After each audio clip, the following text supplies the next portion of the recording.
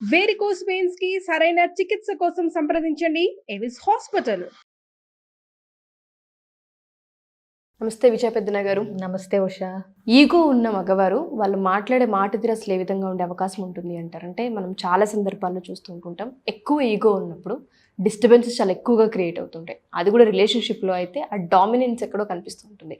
ఆ మాట తీరు కావచ్చు, ప్రవర్తన కావచ్చు, ఏ విధంగా ఉండే అవకాశం ఉంటుంది అంటారు? ఏంటి వాళ్ళ ఈగో మీద పడ్డాము. ఈ ఈగో అనేది చాలా పెద్ద ట్రాప్ అసలు.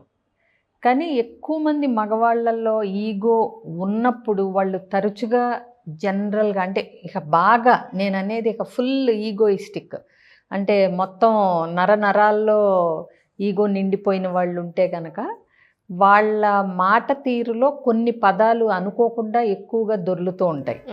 కొన్ని చెప్తాను నేను. నాకు తెలుసు, అన్నీ నాకు తెలుసు, ఇలా ఎవరన్నా ఏదన్నా చెప్పబోతే, ఎస్పెషలీ వైఫ్, ఎవరితో అయినా ఈగో ఉన్న వాళ్ళకి ఇవే పదాలు వస్తూ ఉంటాయి. బట్ వైఫ్ భార్య దగ్గర అనేపాటికి ఇంకొంచెం ఫ్రీగా ఉంటారు కాబట్టి ఇక తరచుగా వాడుతూ ఉంటారనమాట. బట్ ఎక్కడైనా ఏ సందర్భంలో అయినా గట్టిగా అనలేని పరిస్థితుల్లో కూడా వాళ్ళు లోపలైనా ఇది అనుకుంటారు. అంటే ఫర్ ఎగ్జాంపుల్ బాస్ దగ్గర కూడా ఈ మొక్క అన్నీ నాకే తెలుసు అనలేకపోయినా అతను ఏదన్నా చెప్తున్నాడు అనుకో, చాలు చాలులే నువ్వు వేస్ట్ ఫెలో, నీకంటే ఎలాగో నాకే ఎక్కువ తెలుసు అని లోపలన్నా అనుకుంటాడు. ఆ ఈగో ఉన్నాడు. ఇక్కడ ఏంటంటే భార్యాభర్తల రిలేషన్షిప్లో భార్య దగ్గర అనగలరు కాబట్టి అనేస్తారు. వీళ్ళని ఆపటానికి ఇంతటి సమఉజ్జి అయిన ఈగో ఉన్నవాడు ఉంటే తప్పితే వీళ్ళు ఈ పదాలు బాగా విరివిగా వాడుతూ ఉంటారు. అన్నీ నాకు తెలుసులే, నువ్వు చెప్పక్కర్లేదు, ఇదొకటి. నేను చాలా బాగా చేస్తాను, నేను అన్నీ బాగా చేస్తాను. అంటే వాళ్ళ మీద ఫస్ట్ ఈగో ఉన్న వాళ్ళకి ఏంటంటే ఆ కాన్ఫిడెన్స్, ఆత్మవిశ్వాసం వాళ్ళ మీద ఒక పెసరు ఎక్కువ ఉంటుంది. ప్లస్ ఆత్మవిశ్వాసం ఉండటం వేరు, ఈగో ఉండటం వేరు. ఆత్మవిశ్వాసం, కాన్ఫిడెన్స్ ఉన్నాళ్ళు ఏంటి, నేను చాలా బాగా చేస్తాను అంటూనే అవతల వాళ్ళు బాగా చేస్తున్నారేమో కూడా గమనించి వాళ్ళు చేసినప్పుడు వాళ్ళ మీద ఆధిపత్యం ప్రదర్శించాలని కానీ, లేకపోతే నీకన్నా కూడా నేను సూపర్ అని ప్రూవ్ చేసుకోవాలని కానీ ఉండదు. అదే తేడా ఆత్మవిశ్వాసానికిను ఈ అహంకారానికి తేడా ఏంటి? అహంకారం ఉన్నవాళ్ళు అంతా నేను చేయటం వల్లే ఇక్కడంతా ఇది అద్భుతంగా ఉందంటారు. అదే ఆత్మవిశ్వాసం ఉన్నవాళ్ళు నేను బాగా చేశాను, అవతల వ్యక్తి కూడా బాగా చేస్తే చేశారు అని ఒప్పుకోగలుగుతారు. అది తేడా. నేనే అనేది ఉండదు, నేను ప్లస్ మిగతా వాళ్ళు అనేది ఉంటుంది ఆత్మవిశ్వాసంలో. ఇక్కడ ఈగోలో ఏంటంటే అంతా సెల్ఫే ఉంటుంది, ఇంకా వేరే దానికి చోటు ఉండదు అక్కడ. ఈ పూర్తి ఈగో ఉన్న వాళ్ళకనమాట. దీనిలో కూడా పర్సంటేజెస్ ఉంటాయి, సందర్భాన్ని బట్టి. కొంతమంది వేరే వాళ్ళది ఓకే ఒప్పుకోగలుగుతారు, కొంతమందికి అసలు ఒప్పుకోలేరు. సో మనమేమో ఫుల్ అహం నిండిపోయిన వ్యక్తి గురించి మాట్లాడుతున్నాం. ఇప్పుడు మీరు ఓవర్ రియాక్ట్ అవుతున్నారు. ఒకవేళ తిడితే భార్య బాధపడి ఏడ్చిందనుకో, దీనిలో యాడ్ అవటానికి ఏముంది? నువ్వు మరీ ఓవర్గా రియాక్ట్ అవుతున్నావు. నేను అన్న మాటలు అంటే అంత ఏడుపు వచ్చి బాధపడే అంత మాటలేం కాదు.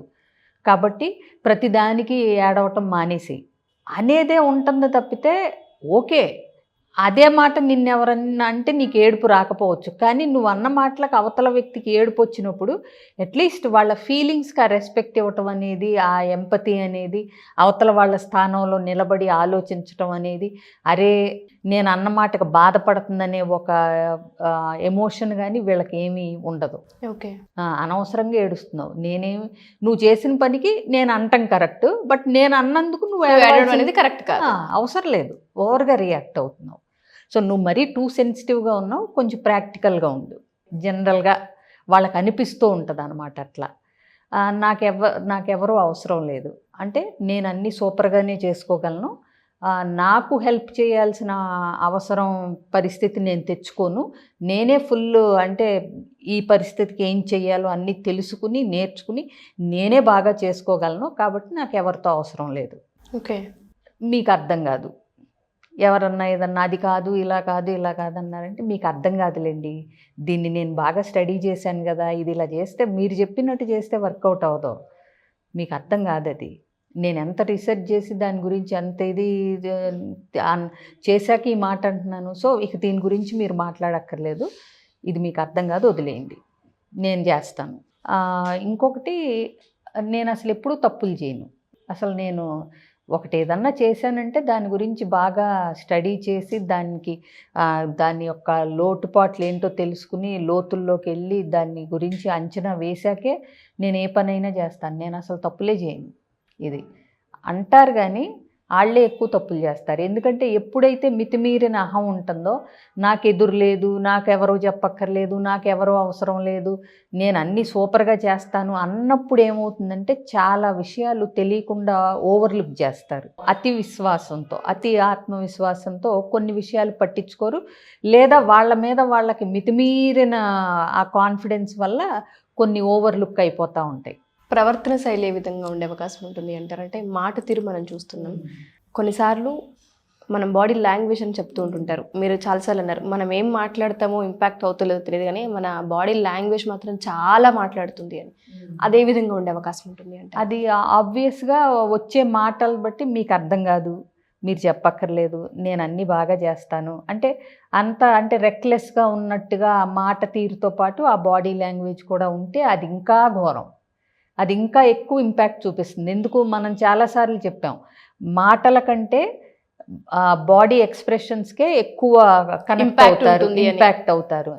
సో ఇలాంటి వాళ్ళు అట్లీస్ట్ ఏమీ బాడీ లాంగ్వేజ్లో పెద్ద ప్రదర్శించకుండా ఒట్టి మాటలుగా అనేదానికంటే దాంతోపాటు ఇంకా నాకు చెప్పొద్దు, నువ్వు ఏడవాల్సిన పని లేదు, ఇట్లా బాడీ లాంగ్వేజ్లో కూడా గనక అదే ఎక్స్ప్రెషన్ కనుక ఇస్తే గనక ఇంకా జనరల్గా ఆ రిలేషన్షిప్ ఎక్కువ కాలం ఉంటుందని మనం ఎక్స్పెక్ట్ చేయక్కర్లేదు. ఓకే, ఉన్నా ఇక అది అవతల వ్యక్తి దాన్ని అంటే తప్పకో భరించకో తప్పదు అని ఉంటుంది తప్పితే ఇతని మీద ప్రేమతో అభిమానంతో ఆప్యాయంతో రిలేషన్షిప్ని అందంగా మెయింటైన్ చేస్తూ ఉంటుంది అని అయితే మాత్రం అసలు అవకాశమే లేదు.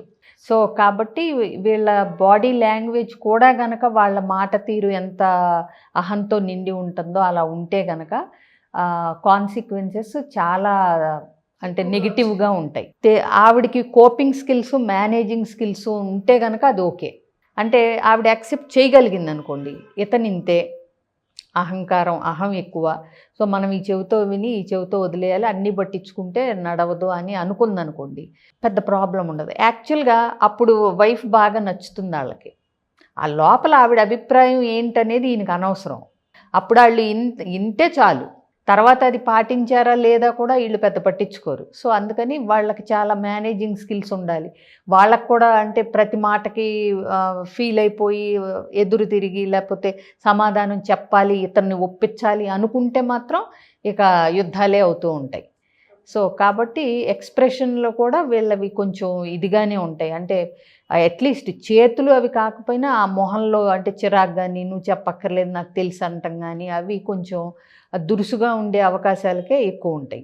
సో దీన్నే అంటే మితిమీరిన అహంకారం ఉన్నప్పుడు ఏంటంటే మనం మామూలుగా దీన్ని నార్సిసిజం అని కూడా అంటాం. అంటే నాకే తెలుసు, నేనే కరెక్టు, నేను తప్పులు చేయను, అన్నీ నేనే బాగా చేస్తాను, నాకెవరో అవసరం లేదు. ఇది మితిమీరిన అహంకారంతో పాటు నార్సిజంలో కూడా వస్తుంది. అంటే ఇక వాళ్ళు చెప్పానుగా, వాళ్ళ ప్రపంచం అంతా వాళ్ళే ఉంటారు. నేనే గొప్ప, నేనే సూపరు, నేనే అన్నీ బాగా చేస్తాను.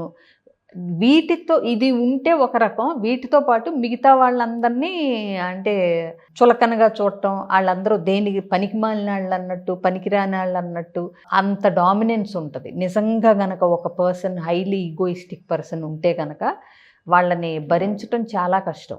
ఈగో అనేది రిలేషన్షిప్ని దెబ్బతీస్తూ ఉంటుందని మనం చాలాసార్లు మాట్లాడుతూ ఉంటుంటాం. కానీ కొన్నిసార్లు మనుషులు వదిలేసి వెళ్ళిపోతారు అనేది గుర్తు చేయాల్సిన అవసరం ఉందని తెలుస్తుంది. చాలామందికి ఆ ఈగో డామినెన్స్ లేదంటే నిజాన్ని ఒప్పుకోలేక మనకు తెలియదు, ప్రవర్తన అండ్ దాంతోపాటు బాడీ లాంగ్వేజ్ కూడా ఇబ్బంది పడుతూ ఉంటుంది.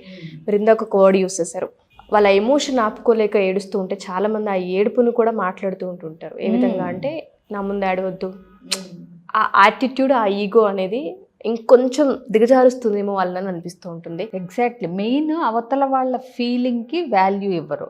యాక్చువల్గా మనం చాలాసార్లు చెయ్యాల్సిందే అది. నీ ఫీలింగు వాళ్ళ ఫీలింగు ఒక సిచ్యువేషన్లో ఒకలాగే ఉండాల్సిన పని లేదు. ఇది గనక అసలు ప్రతి వ్యక్తికి తెలిస్తే ముందు నీకు నచ్చినా నచ్చకపోయినా వాళ్ళు అలా ఫీల్ అయ్యారు అని మనకు తెలిసినప్పుడు ఆ ఫీలింగ్కి వాల్యూ ఇవ్వాలి మనం. ఎందుకంటే అది నువ్వు చెప్తేనో వాళ్ళు వద్దంటేనో కావాలంటేనో వచ్చేది కాదు. సందర్భానికి తగినట్టు వాళ్ళ మనస్తత్వాన్ని బట్టి వచ్చే రియాక్షన్ అది. వాళ్ళు తెలుసుకుని ఇది నేను మార్చుకోవాలి, నేను ప్రతిదానికి ఏడవకూడదు, కొంచెం ఆలోచించుకుని నిదానంగా స్ట్రాంగ్ అవ్వాలని వాళ్ళు అనుకోవటం వేరు. నువ్వు ఏడవాల్సిన అవసరం లేదు, నువ్వు ప్రాక్టికల్గా ఆలోచించు, ఇంత చిన్న చిన్న విషయాలకి ఏడవాల్సిన పని లేదు అని ఆ ఏడుపుని చులకన చేయటం ఆపోజిట్ పర్సన్ చేయకూడదు ఎవరైనా సరే. అది ఒక ఏడుపనే కాదు, కొంతమంది మనం అన్న మాటలకు హర్ట్ అవ్వచ్చు. వాళ్ళు నేను కొంచెం ఫీల్ అయ్యాను, నేను బాధపడ్డానని చెప్పినప్పుడు ఇందులో ఫీల్ అవటాన్ని నువ్వు ఫీల్ అయ్యేంత మాట నేనేమన్నాను, నువ్వు ఎక్కువగా ఫీల్ అవుతున్నావు అని అనకూడదు మనం. ఎందుకంటే ఓకే మనం అన్నాం, ఆ మాటకు అంత ఫీల్ అవ్వాల్సిన పని లేదని నీకు తెలిస్తే కూడా నువ్వు వాళ్ళని అనటానికి సరిపోవు. ఆ రెస్పెక్ట్ ఇవ్వాలి. We should respect the feelings of others. ఎందుకంటే ఆలోచనలు మన చేతిలో ఉంటాయి, బిహేవియర్ మన చేతుల్లో ఉంటుంది, కానీ ఎమోషన్స్ మనిషి చేతిలో ఉండవు. We can't control emotions. వాళ్ళ ఆలోచన విధానాన్ని మార్చుకోమని చెప్పొచ్చు. అది కూడా వాళ్ళ ఫీలింగ్స్ కొంచెం తగ్గిన తర్వాత. నువ్వు వాళ్ళు ఎమోషనల్గా ఉన్నప్పుడు నువ్వు క్లాసులు వీగితే వాళ్ళకి వర్కౌట్ అవుతావు. Exactly. Thank you so much ma'am. చాలామందికి ఎపిసోడ్ హెల్ప్ అవుతుంది, ఎస్పెషల్లీ రిలేషన్షిప్లో ఉన్న వాళ్ళకైతే. ఈగో అనేది చాలా అంటే చాలా పెద్ద డ్యామేజ్ చేస్తూ ఉంటుంది. దయచేసి దాన్ని అర్థం చేసుకోగలిగితే మంచిది. Thank you ma'am. Thank you so much. Suman టీవీలో మీ పర్సనల్ అండ్ బిజినెస్ ప్రమోషన్స్ కోసం కింది నెంబర్కి కాంటాక్ట్ చేయండి.